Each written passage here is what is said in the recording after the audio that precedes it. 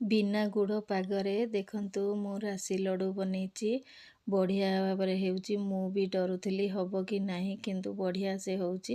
ନା ବାନ୍ଧିବାର ଟେନସନ୍, ନା ପାଗ ଫିଟିବାର ଟେନସନ୍, ପାଗ ବନେଇବାର ଟେନସନ୍ କିଛି ବି ନାହିଁ। ମୁଁ ବନେଇଲା ପରେ ଠାକୁରଙ୍କୁ ଭୋଗ ଲଗେଇଥିଲି। ଆପଣ ବି ବନାନ୍ତୁ। Welcome to Mita Madhu channel. ଚାଲନ୍ତୁ ବନେଇବା। କେମିତି ମୁଁ ବନେଇଥିଲି, ମୁଁ ରାଶି ନେଇଯାଇଥିଲି। ଦେଖନ୍ତୁ ମୋ ପାଖରେ କଳା ରାଶି ଥିଲା। ମୁଁ କଳା ରାଶି ଗୋଟେ ଗିନାରେ ମୁଁ ନେଇଯାଇଥିଲି। ତାକୁ ମାପ ଅନୁସାରେ ମୁଁ ନେଇଯାଇଥିଲି। ମାପରେ ମୁଁ ତାକୁ କଢ଼େଇରେ ପକେଇଲି। କଢ଼େଇରେ ପକେଇ ସାରିଲା ପରେ କଢ଼େଇରେ ମୁଁ ତାକୁ ସ୍ଲୋ ଆଞ୍ଚରେ ଭାଜିଥିଲି। ସ୍ଲୋ ଆଞ୍ଚରେ ଭାଜିଲା ପରେ ତାକୁ ଗୋଟେ ଥାଳିକି ବାହାର କରିଦେଇଥିଲି। ଗୋଟେ ଥାଳିକି ବାହାର କରିସାରିଲା ପରେ ମୁଁ ଫେରେ କ'ଣ କଲି, ଏମିତି ଆପଣ ସବୁକି ବାହାର କରିଦେବେ। ତାପରେ ମୁଁ କ'ଣ କଲି, ଗୋଟେ ବାଦାମ 2 ଚାମଚ ନେଇଗଲି। ତାକୁ ବି ସ୍ଲୋ ଆଞ୍ଚରେ ଭାଜିଦେଲି। ସ୍ଲୋ ଆଞ୍ଚରେ ଭାଜିଦେଲି। ଦେଖନ୍ତୁ ପୁରା ଭାଜି ହେଇଗଲାଣି, ଚୋପା ଛାଡ଼ି ଯାଉଛି।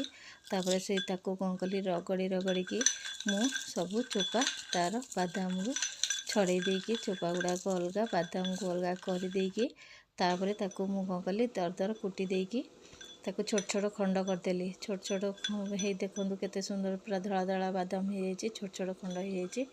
ତାକୁ ମୁଁ କ'ଣ କଲି, ସେଥିରେ ରାଶିରେ ପକେଇଦେଲି। ରାଶି ଗରମ ଥିଲା। ତାପରେ କ'ଣ କଲି, ଘିଅ ଟିକେ ପକେଇଦେଲି। ଘିଅ ପକେଇକି ଅଧ ଚାମଚଟେ ଘିଅ ପକେଇବେ। ପକେଇକି ତାକୁ ମିଶାଇଦେବେ। ତାପରେ ଗୁଜୁରାତି ଗୁଣ୍ଡ କରିକି ରଖିଥିଲି, ଗୁଜୁରାତିକି ବି ଗୁଣ୍ଡ ସେଥିରେ ପକେଇକି ସବୁ ମିଶାଇଦେଲି। ମିଶାଇ ସାରିଲା ପରେ ଏପଟେ ସେଇ କଢ଼େଇରେ କ'ଣ କଲି, ଗୋଟେ ଷ୍ଟାଣ୍ଡ ଆଣିକି ମୁଁ ଗୋଟେ ଗ୍ଲାସ୍ ପାଣି ପକେଇଦେଲି। ଗୋଟେ ଗ୍ଲାସ୍ ପାଣି ଆଣିକି ପକେଇ ସାରିଲା ପରେ ଗୁଡ଼ 2ଟା, ଯେଉଁ ଖଣ୍ଡ ଗୁଡ଼କୁ ମୁଁ ତାକୁ ଗ୍ରେଟ୍ କରିକି ରଖିଥିଲି। ଏଇଟା ହେଉଛି ମାପ ତାର। 2ଟା ଖଣ୍ଡ ଗୁଡ଼, ସେଇଟାକୁ ମୁଁ ଗ୍ରେଟ୍ କରି ରଖିଥିଲି। ଦେଖନ୍ତୁ ମେଲ୍ଟ ହେଇଗଲାଣି। ମେଲ୍ଟ ହେଇସାରିଲା ପରେ ଦେଖନ୍ତୁ, ମେଲ୍ଟ ହେଇସାରିଲା ପରେ ଆପଣ ତୁରନ୍ତ ତାକୁ ପକାଇଦେବେନି, ଗରମ ପକାଇଦେବେନି।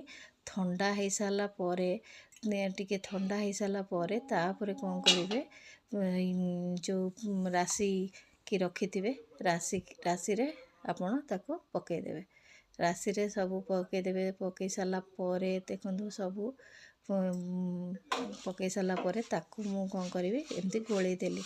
ଆପଣମାନଙ୍କୁ ଯଦି ମୋ ଭିଡ଼ିଓ ଭଲ ଲାଗେ ତାହେଲେ ଆପଣ ମୋ ଚ୍ୟାନେଲ୍କୁ ସବସ୍କ୍ରାଇବ୍ କରିବେ ପ୍ଲିଜ୍। ମୁଁ ଦେଖନ୍ତୁ ବଢ଼ିଆ ସେ କେତେ ସୁନ୍ଦର ବାନ୍ଧି ହେଇଯାଉଛି। ବଢ଼ିଆ ସେ। ଜୟ ଜଗନ୍ନାଥ। ମୋ ଭିଡ଼ିଓ ଆପଣମାନେ ପୁରା ଦେଖନ୍ତୁ।